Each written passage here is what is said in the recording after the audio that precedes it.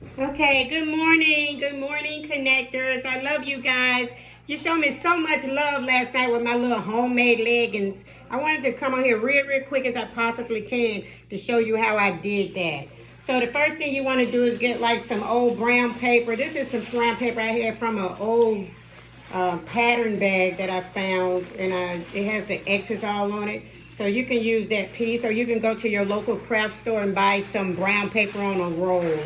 So you want to take a pair of I never use a pattern for my leggings, by the way. I use an old pair that I previously made. I'm sure you remember seeing these. I wear these on here a lot. They're my favorites. So you want to take your leggings and grab them by the crouch. So you have a point in them where the crouch seat is, like that. And then you want to lay those down. On your brown paper, and then you want to cut it.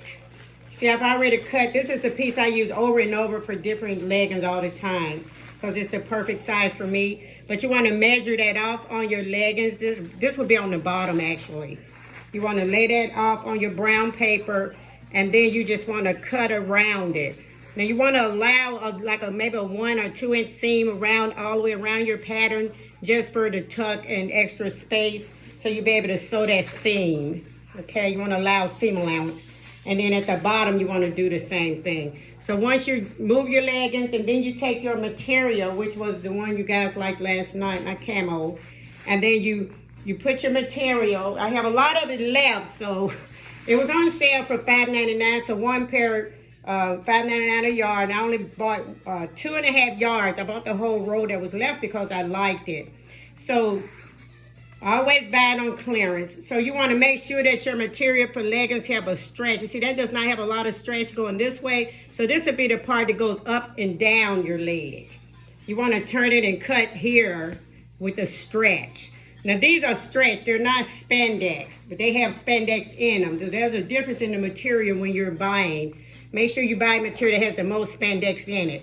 Mr. Spandex has been my best boyfriend for the last 5 years. It used to be Mr. Girdle, but now it's Mr. Spandex. I love him. And so you take your material, and the straight side is the side that'll go where the material is folded. I'm not going to cut a yard off again, so I'm going to do something else with this material. Maybe make a top, and maybe a nice little skirt to wear with some little Hercules sandals in the summer, little brown sandals. So you want to put the straight side on your material, pin that down. Then you want to take your, I use a rotary cutter, but you can use scissors. But this is quicker when I'm working in the back of my craft room on my board. I have a glass board that I cut on. So you just want to cut all the way around, cut, and make sure it's folded because you're going to need 2 for each side, each leg, a front and a back. And then after that's cut, you fold the material over again, creating another straight fold on the side. And then you want to cut your second leg. Then after that's done, you want to put them together and sew just from the waist to the crouch. Okay? So from the waist to the crouch. Hope that's not confusing. Don't sew the whole leg down because you have a skirt or some kind of mess. Okay, people, folk, dear, you want to sew the waist to the crouch right there and leave the legs open. Then after you do that, you open them up. They'll look like pants, but the inside of the legs will still need to be sewn. And you just sew that around. I use a zigzag here because it's extra strong. And you want to buy the right kind of thread, the toughest thread you can find to hold spandex because it stretches. And you want to just sew it all the way around. And then you have a pair of pants. Then you want to take your elastic. It's real simple. You can do this. I did these in 28 minutes. You want to take your elastic, measure your waist, how tight you want it, like so. And then you want to cut the elastic.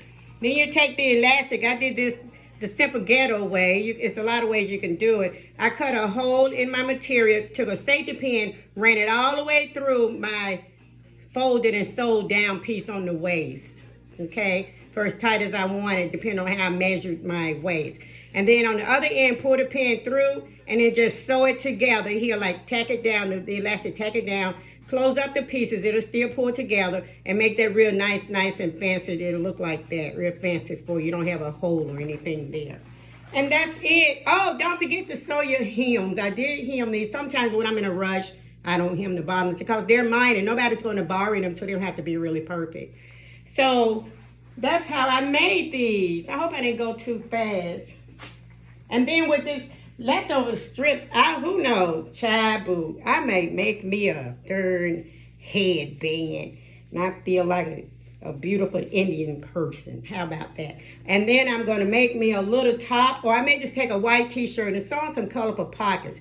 I don't want to look clowny. I want to look, like really fashionable, like I try to do. Okay, enjoy your day. Let me get my workout on. Feeling like I don't know what this morning, but let me get it on before I leave for work. Okay, love you guys. Headband don't look too bad. Don't look too good either. We'll think of something else with this. Okay. Bye-bye. See you later.